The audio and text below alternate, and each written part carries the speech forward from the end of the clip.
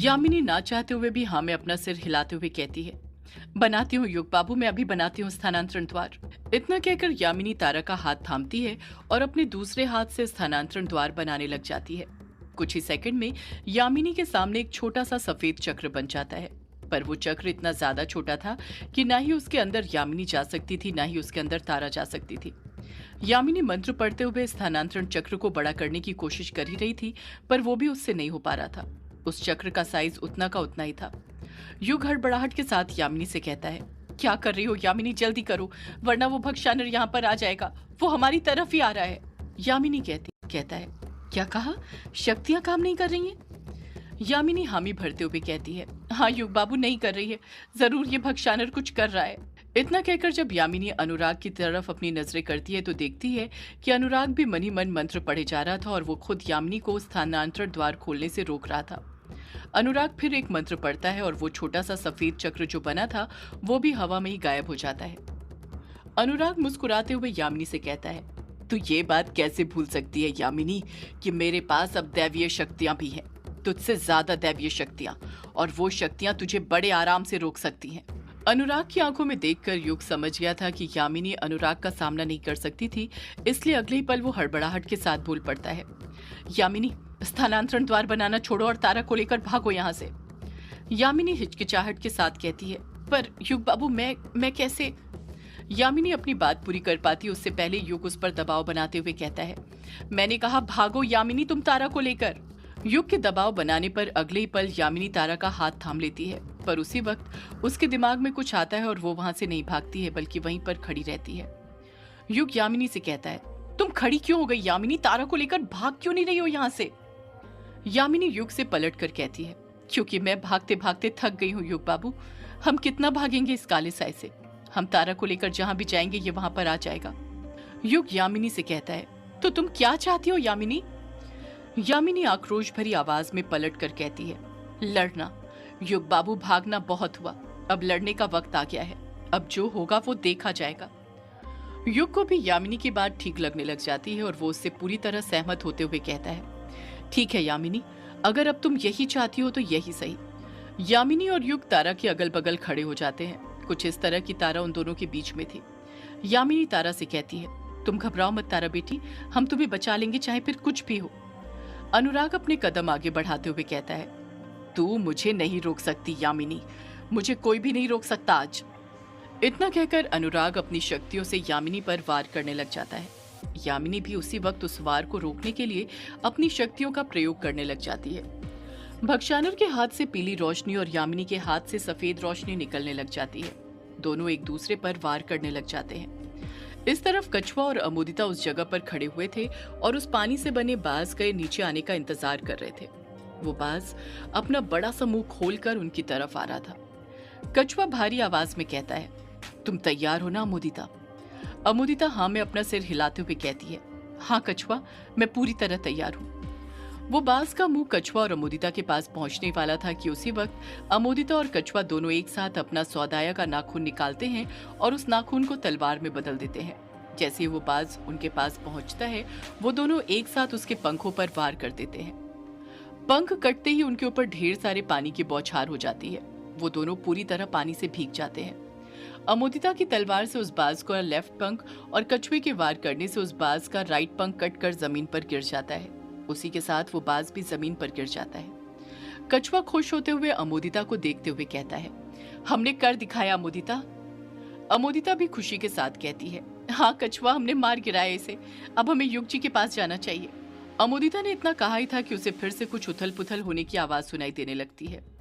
जब अमोदिता अपने कदम आगे बढ़ाते हुए अपनी नजरें उस बाज की तरफ करती है तो देखती है कि वो बाज फिर से खड़ा होने लग गया था।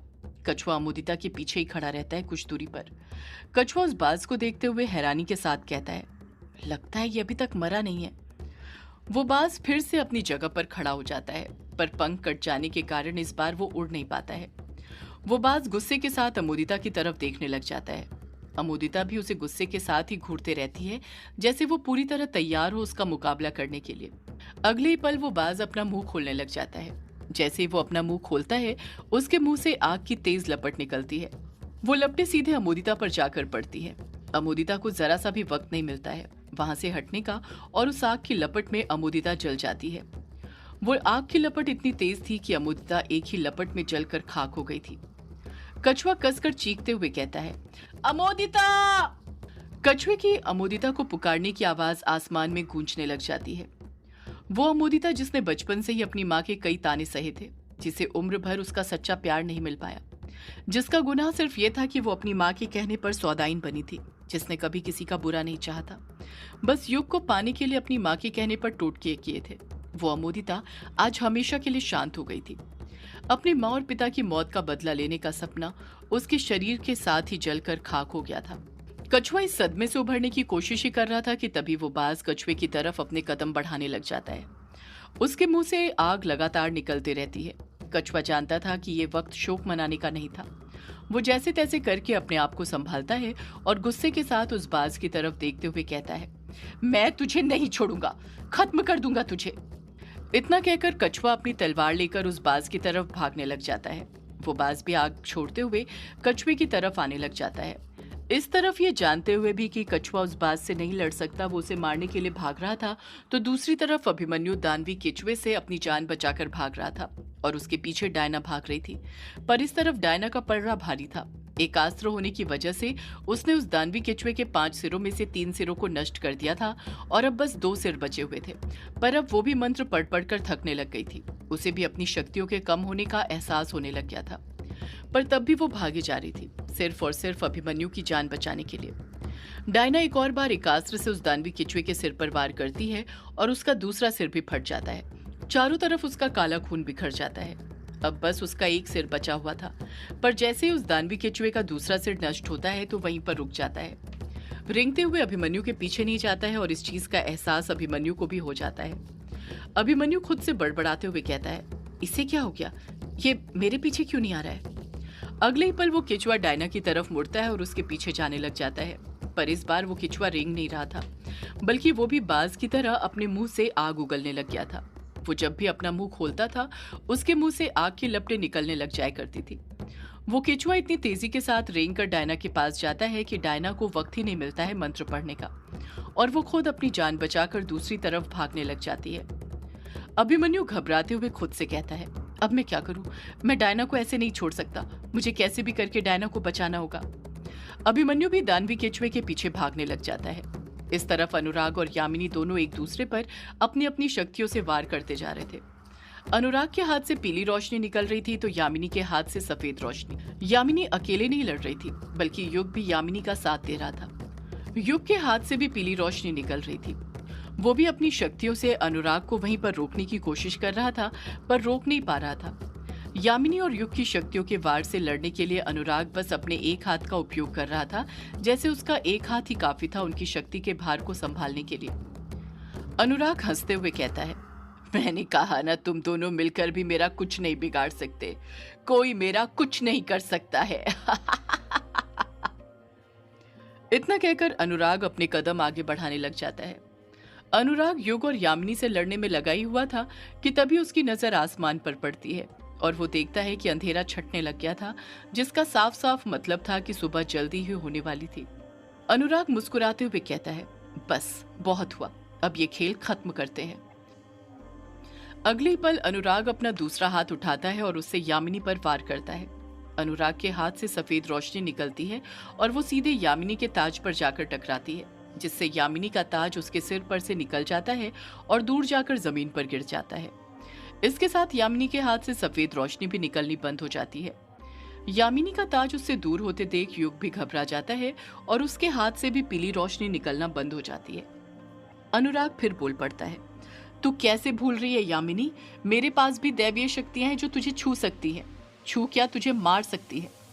यामिनी अपना ताज उठाने के लिए अपने कदम आगे बढ़ाने ही वाली थी कि उससे पहले ही अगले ही पल अनुराग यामिनी के पास पहुंच जाता है और अपने सीधे हाथ से यामिनी का गला पकड़ लेता है। अनुराग इतनी जोर से यामिनी का गला दबाता है कि वो कुछ बोल ही नहीं पाती है। अनुराग हंसते हुए कहता है, अब तू क्या करेगी यामिनी, अब तो तेरे पास डायन की शक्ति भी नहीं है कि तू अपनी चोटी से मेरा गला पकड़ सके, और तेरा ताज तो पहले ही तुझसे दूर हो चुका है। अब तू भी मेरे सामने अपनी माँ की तरह लाचार और बेसहारा हो चुकी है। इतना कहकर अनुराग और कसकर यामिनी का गला दबाने लग जाता है। यामिनी दर्द से तड़पने लग जाती है। युग अनुराग को मारने के लिए अपना हाथ आगे बढ़ाते हुए चीखते हुए कहता है, भक्षानर छोड़ यामिनी को। युग का मुक्का अनुराग के चेहरे पर पड़ता उससे पहले ही अनुराग अपने दूसरे हाथ से युग का हाथ पकड़ लेता है। अनुराग बड़े प्यार से कहता है, ये क्या, मेरा बेटा मुझ पर ही हाथ उठा रहा है। बेटे बाप पर हाथ उठाए ये बेटे को शोभा नहीं देता। युग, तेरी माँ चित्रा ने तुझे संस्कार नहीं सिखाए क्या? वो कैसे तुझे संस्कार सिखाती, उसे तो मैंने तुझसे बचपन में ही हमेशा हमेशा के लिए दूर कर दिया था। अनुराग ने इतने कसकर युग का हाथ पकड़ा था कि युग चाहते हुए भी अपना हाथ नहीं छुड़ा पा रहा था उसकी पकड़ से। अनुराग यामिनी का गला दबाते रहता है। यामिनी भी कुछ नहीं कर पाती है। अनुराग गुस्से के साथ युग की आंखों में देखते हुए कहता है, मैंने तुझसे कहा था ना युग कि मैं तुझे अपनी तरह बना कर रहूंगा, और आज तू मेरी तरह बनेगा, अभी इसी वक्त। युग ना में अपना सिर हिलाते हुए कहता है, नहीं, मैं तेरी तरह बिल्कुल नहीं बन सकता। अनुराग अपने हाथ की पकड़ को युग की कलाई की तरफ ले जाता है, उस जगह पर जहां पर 4 निशान बने हुए थे। अनुराग अपना अंगूठा युग के 4 निशान के बाद जो खाली जगह थी वहां पर गड़ाने लग जाता है। अगले ही पल युग दर्द से तड़पने लग जाता है। युग के हाथ पर जो 4 निशान बने हुए थे उनमें मूवमेंट होने लग जाता है और वो पीले रंग में चमकने लग जाते हैं। अनुराग द्वारा युग के हाथ पर अपना अंगूठा गड़ाने से एक और निशान उसके हाथ पर उभरने लग गया था, और वो निशान था ट्रायंगल के अंदर आंख का, जो कि निशानी थी किसी के पूरी तरह भक्षानिर होने की। वो 5वां निशान जैसे जैसे युग की कलाई पर बनने लग गया था, युग दर्द से तड़पने लग गया था। आसपास ढेर सारा धुआं छाने लग गया था। यामिनी के कुछ समझ नहीं आ रहा था कि ये हो क्या रहा था, बस उसे युग के दर्द से तड़पने की आवाज सुनाई दे रही थी। अनुराग युग की आंखों में देखते हुए कहता है, तू भी भक्षानर है युग, तेरे अंदर भी मेरा ही खून है। तू भी पहचान अपने आप को कि कौन है तू भक्षानर है। युग धीरे धीरे अनुराग के वश में होने लग गया था, उसकी आंखों का रंग भी बदलने लग गया था। यामिनी अनुराग की पकड़ से अपना गला छुड़ाने की कोशिश करते हुए दर्द से तड़पते हुए कहती है, ये क्या कर रहा है तू युग बाबू के साथ, छोड़ उन्हें। अनुराग हंसते हुए कहता है, उसे भी अपनी तरह बना रहा हूं ताकि वो तेरा अंत कर सके। यामिनी, अंत तो तेरा युग ही करेगा भक्षानर बनकर। सदियों से है पुरानी ये है यक्षिणी की कहानी। यक्षिणी एक आग है, यक्षिणी तेरा ख्वाब है।